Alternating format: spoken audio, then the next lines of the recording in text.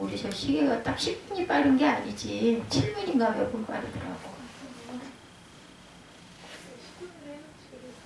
아니 지가 그렇게 빨라 그렇게 간 거야. 우리가 덜 해놓은 게 아니라 우리는 10분을 해놨는데.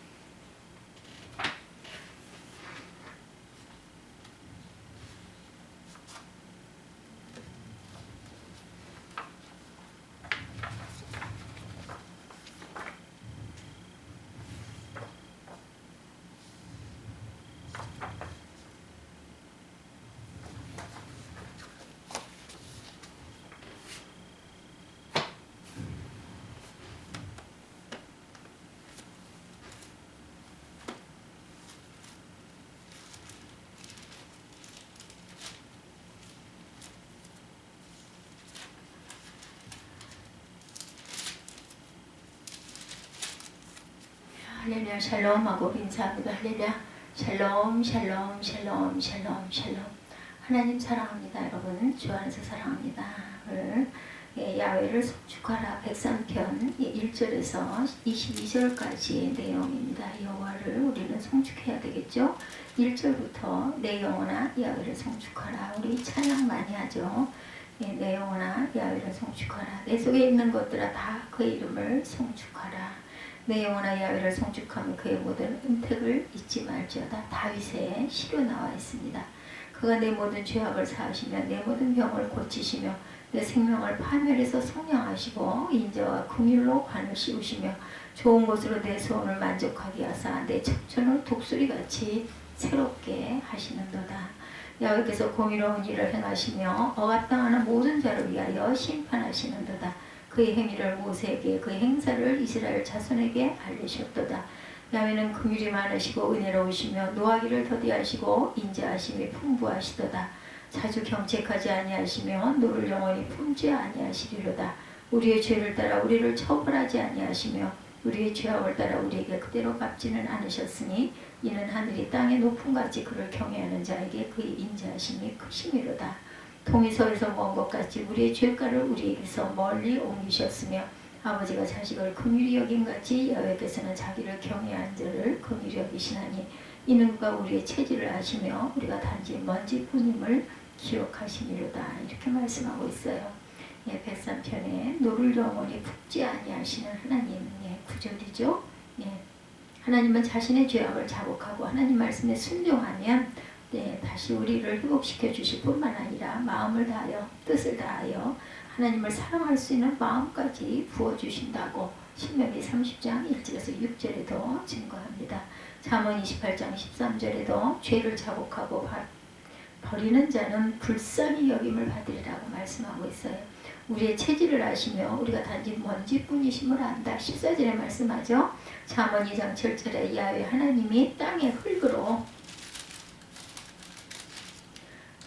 그 사람을 지으시고 이렇게 말씀합니다. 전도서 3장 20절에서 21절에도 다 흙으로 말미암음으로 흙으로 돌아가리니 흙은 여전히 땅으로 돌아간다 말씀합니다. 경유하는 자 17절에 야훼께서 이스라엘 자손을 애굽에서 구원해 내신 후에 규례와 법들을 명령하셨는데 이는 야훼를 경외하게 하기 위함이었어요. 따라서 경외하는 자는 언약을 지키는 자라는 뜻을 갖고 있습니다. 우리는 연약하죠. 또한 언약을 지키는 율법으로 언약을 맺습니다. 신명기 4장 8절에서 14절에 야훼께서 이 언약을 너에게 반포하시고 너에게 지키라 명령하셨으니 곧 십계명이며 두 돌판에 친히 쓰신 것이라. 신명기 5장 1, 2절에 규례와 법들을 듣고 그것을 배우며 지켜 행하라. 우리 하나님 야훼께서 호렙산에서 우리와 언약을 세우셨나니 이렇게 말씀합니다. 시편 103편은 다윗이 쓴 시죠. 그 내용을 보면 다윗의 말전에 하나님의 베풀어 주신 은혜를 기억하고 감사 찬양을 드리는 내용입니다. 이 시의 핵심은 야훼를 송축하라 이런 단어로 되어 있어 1절이죠. 자기 자신에게 야훼를 송축하라고 명령합니다. 다윗의 시죠. 내 영혼아 야훼를 송축하라. 내 속에 있는 것들아 다 그의 거룩한 이름을 송축하라. 아멘. 내 영혼이 야훼를 송축하며 그 모든 은택을 잊지 말지어다 말씀하죠. 그리고 끝에서는 천사들에게 야훼를 송축하라고 또한 권유합니다. 20절 21절에 능력이 있어 야훼의 말씀을 행하며 그의 말씀의 소리를 듣는 야훼 천사들이요 야훼를 송축하라. 그에게 수종들며 그의 뜻을 행하는 모든 천군이요 야훼를 송축하라.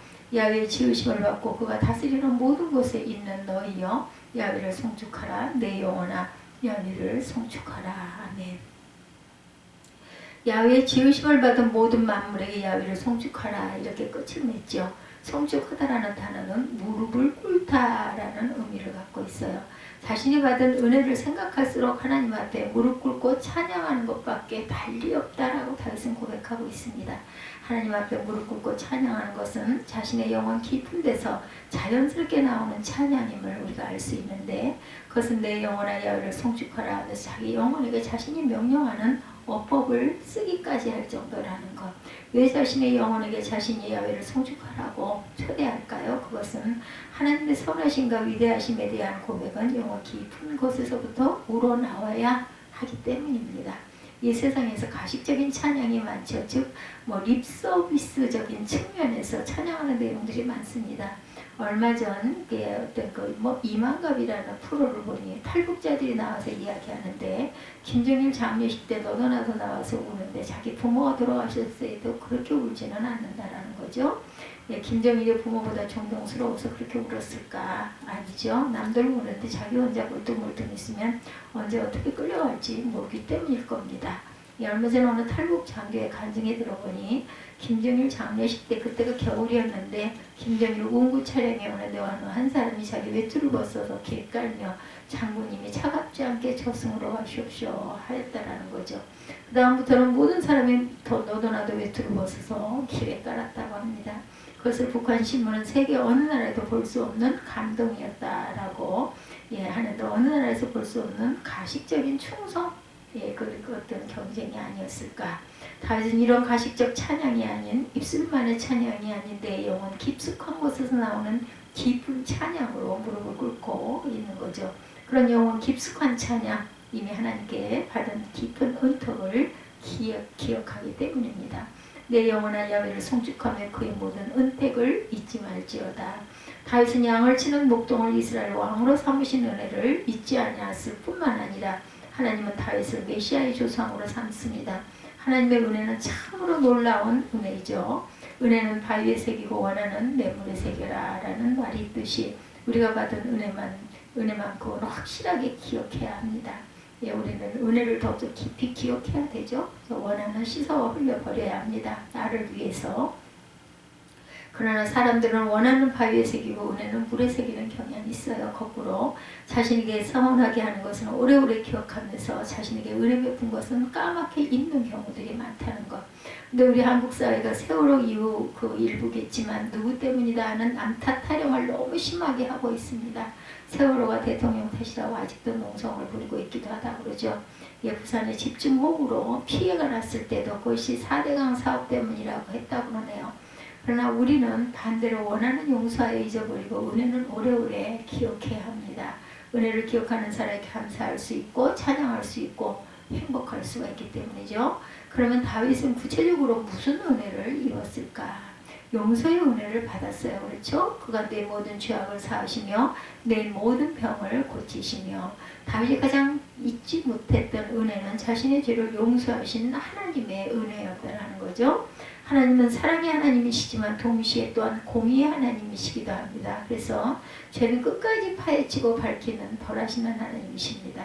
다윗이 밧세바를 아내 삼으려고 밧세바의 남편 충신 우리아를 아무도 모르게 전중에서 죽이고 모르는 채 있을 때 하나님은 나단 선지자를 보내어 다윗이 꽁꽁 숨겨둔 죄를 지적하시고 그 죄의 결과로 엄청난 벌이 있을 것을 예고합니다.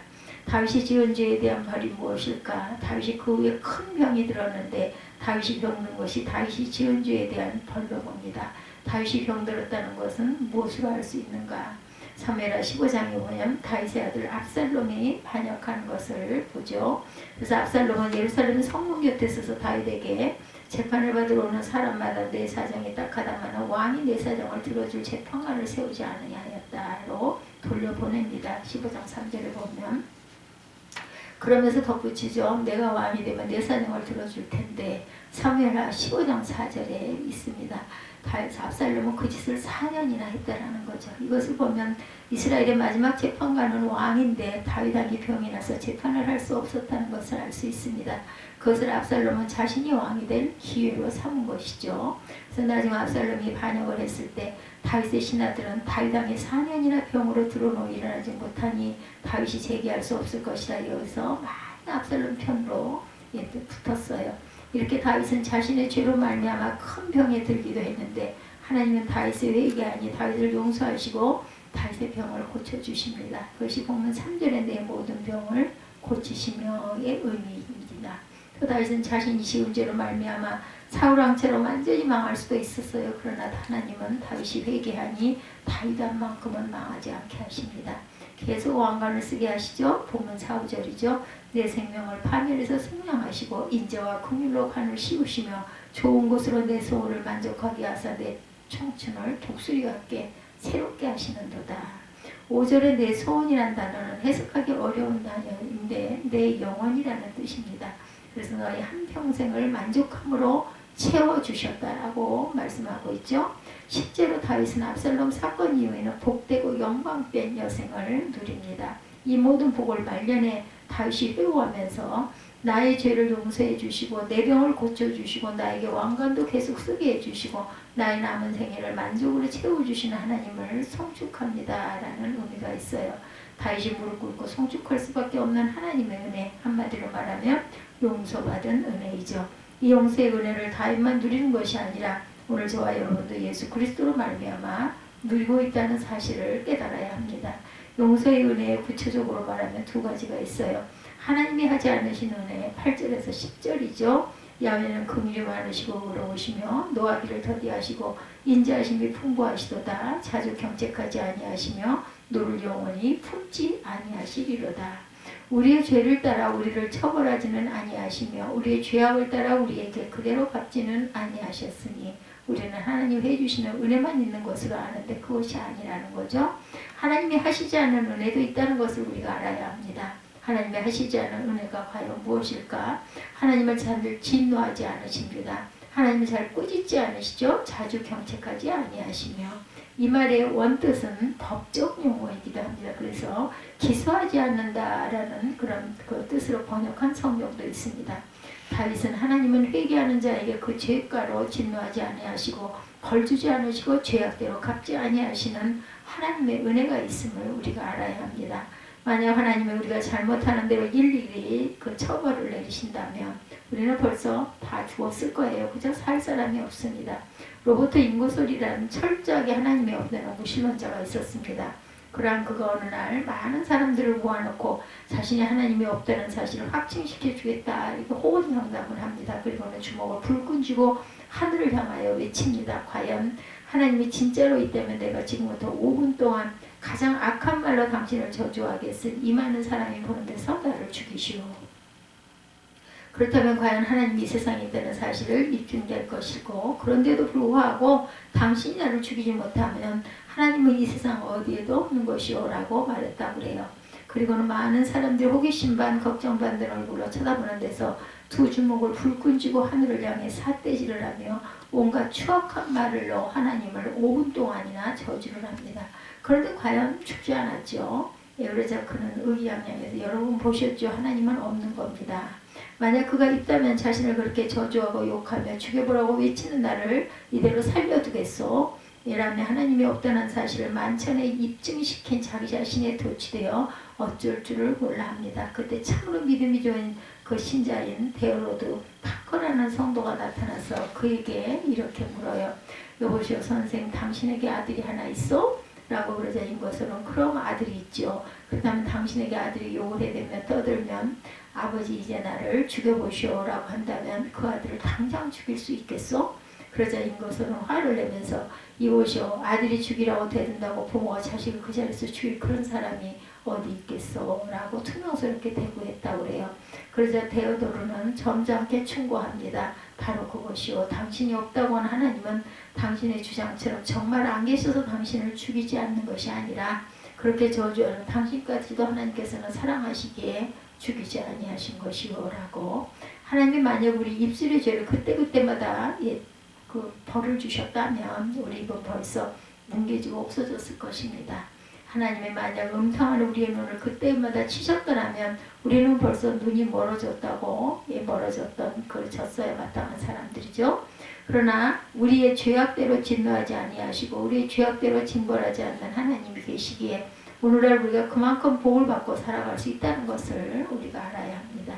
하나님은 죄를 죄대로 처벌하지 아니하시죠. 아직은 은혜의 시대이기 때문이기도 합니다. 그런데 사람들은 남들의 죄를 이용하죠. 남의 허물을 이용하여 자기가 덕을 보려고 합니다. 그래서 남의 죄를 필요 이상으로 공개하고 떠벌리고 비판하고 처벌합니다. 특히 북한이 그렇죠. 북한의 죄인 처벌은 집단 체벌 제도입니다. 한 사람이 죄를 지으면 부모 자식 심지어 사촌까지 다 잡아다 수용소로 보내버리죠. 내 하나 죄 지어 벌 받는 것은 참을 수 있어도 내 하나 실수 때문에 내가 또 부모 자식 심지어 사촌까지 집단 수용소로 가야 한다는 것은 끔찍한 고문이죠. 그래서 탈북자 이야기를 들어보면 북한에서 이력서를 쓸 때 남한에서는 자신의 학력, 경력 등 스펙을 적지만 북한은 친척들이 어디서 무엇 하는지를 적는다고 하네요. 그래서 북한에서는 그 연좌제 처벌 때문에 북한의 체제가 유지되기도 한다고 합니다. 이렇게 사람들은 남들의 죄를 이용해 먹습니다. 그러나 하나님은 우리의 죄악을 절대로 이용하지 않는 거죠. 죄는 죄대로 갚지 아니하시는 하나님이라는 것. 그 하나님의 은혜를 우리는 잊지 말고 기억해야 합니다. 그리고 그 죄를 죄대로 갚지 아니하시는 하나님께 항상 감사해야 되겠죠. 하나님이 하신 용서의 은혜는 완전한 용서를 베푸십니다. 12, 13절에 동에서에서 먼 곳까지 우리의 죄가를 우리에게 멀리 옮기셨으며 아버지가 자식을 긍휼히 여긴같이 야훼께서는 자기를 경외하는 자를 긍휼히 여기시나니. 하나님이 우리에게 베풀어 주시는 용서의 은혜는 완전한 용서이고 철저한 용서입니다. 이 완전한 용서를 우리에게 베풀어 주심을 감사해야 합니다. 이 세상에 여러 가지 고통이 많은데 그 중에 가장 무섭고 무거운 고통은 죄책감인 고통이라고 그러죠. 2009년 8월에 당시 27세로 자살하는 딸을 가슴에 묻은 50대 엄마가 수기에 이렇게 적었어요. 아기야 미안하다. 내 곁에 있어주지도 아픈 곳을 만져주지도 무서운 것을 함께 해주지도 못해 정말 미안하다. 너의 가슴과 마음은 얼마나 아팠니? 아빠도 조카 결혼식장에 다녀오더니 시멘트 바닥에 주저앉아 너를 부르며 눈물 콧물이 범벅이 되어 그칠 줄 모르게 하염없이 우시더구나. 엄마는 그 누구의 결혼식에도 가지 못한단다. 사랑하는 딸아 보고 싶다. 미치도록 그리고 미안하다. 고민하고 고통하는 딸을 알아주지 못했던 엄마의 죄책감, 아픈 딸 옆에 있어주지 못한 죄책감, 딸의 고통을 함께 해주지 못한 죄책감을 평생 안고 살아가는 모습입니다. 사랑의 원자탄으로 유명한 손양원 목사님 계시죠? 여순반란 사건 때 자신의 두 아들을 죽인 범인을 용서하고 양아들로 삼죠. 그렇게 용서받은 사람이 안재선이란 분입니다. 나중에 목사가 되죠. 안재선 군은 손양원 목사님의 두 아들을 죽이고 용서받았는데 과연 행복했을까요? 손양원 목사님 딸이 손동희 권사라는 그 부산에서 고신교회 대연중앙교회 권사님이신데 그분의 간증에 의하면 앉아서는 사람들과 마주치는 것을 그토록 싫어했다고 합니다. 가끔 가족이 만나서 손권사가 오빠라고 아무 생각 없이 쳐다보는데 앉아서는 동생 왜 그런 눈으로 쳐다보나 말했다고 합니다. 앉아서는 교회에 가도 고개를 숙이고 귀퉁이에 앉아 있었고 사람을 똑바로 바라보는 법이 없었다 그래요. 오랫동안 손양원 목사 자녀들로 소식을 끊고 외롭게 살았다고 합니다. 서울에서 아파트 수의를 하다가 암에 걸려 죽기 보름 전에 손동해 권사를 찾아왔더랍니다. 그리고 성권사의 손을 잡으며 하는 말이 동의하나 지금 집으로 돌아가는 곧 하늘나라에 간다. 내 죽어서 천당에 가면 내 두 오빠에게 무릎 꿇고 사죄하련다. 그 말을 했다고 해요. 선양원 목사 두 아들을 죽이고 40년을 더 살았는데 죄책감 때문에 밝게 살지 못하고 힘든 삶을 살다 간 것이죠. 이야기를 듣고 생각합니다. 사람들의 용서는 불완전하구나. 선양원 목사는 가족들이 원수를 용서하고 양아들로 삼았어요. 그래서 송권사도 안재선을 자기 양오빠로 삼았지만 사람의 기억이란 남아있는 거죠. 그래서 안재선은 그 딸을 볼 때마다 내가 그 오빠 둘을 죽였는데 그 기억을 떨쳐버릴 수가 없는 거죠. 그래서 그 기억이 남아있는 한 용서한다고 말은 했지만 결코 자연스러운 관계는 이루어질 수가 없었던 것이죠. 이것이 사람들의 용서입니다. 사람들의 용서는 기억하는 용서. 그래서 사실은 완전하지 못하죠. 그러나 하나님의 용서는 그렇지 않습니다. 이사야 43장 25절에도 보면 나는 나를 위하여 내 허물을 도말하는 자니 내 죄악을 기억하지 아니하리라.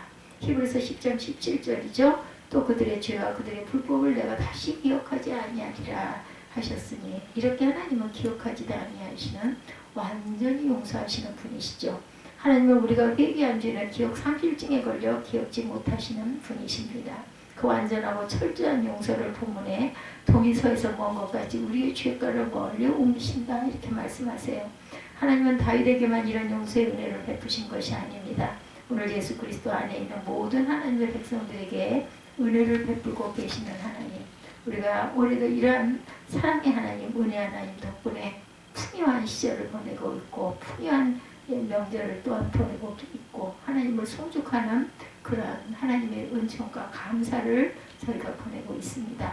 감사의 시간들을 더욱더 많이 누리는 저와 여러분들이 되시기 바랍니다. 용서의 은혜를 받았어요. 오늘 본문 전체에 보면 3절에 용서의 은혜 구체적으로 말하는 두 가지, 하나님이 하지 않으신 은혜 8절에서 10절이죠. 하나님이 하신 용서의 은혜는 완전한 용서를 베푸셨다라는 것. 하나님이 하지 아니하시는 은혜 103절 8절에서 10절 한번 다시 보죠. 야훼는 긍휼이 많으시고 은혜로우시며 노하기를 더디하시고 인자하심이 풍부하시도다. 자주 경책하지 아니하시며 노를 영원히 품지 아니하시리로다. 우리의 죄를 따라 우리를 처벌하지 아니하시며 우리의 죄악을 따라 우리에게 그대로 갚지는 아니하셨다. 이렇게 증거되죠. 이는 하늘이 땅에서 높음같이 그를 경외하는 자에게 그의 인자하심이 크시기 때문에 우리를 노여워하지 아니하시는, 노하기를 더디하시는 그러한 하나님이시라는 거죠. 오늘 103편 우리는 야훼를 언제나 영원히 송축해야 된다. 내 영혼아 야훼를 송축하라. 이런 제목으로 함께 은혜를 나눴습니다.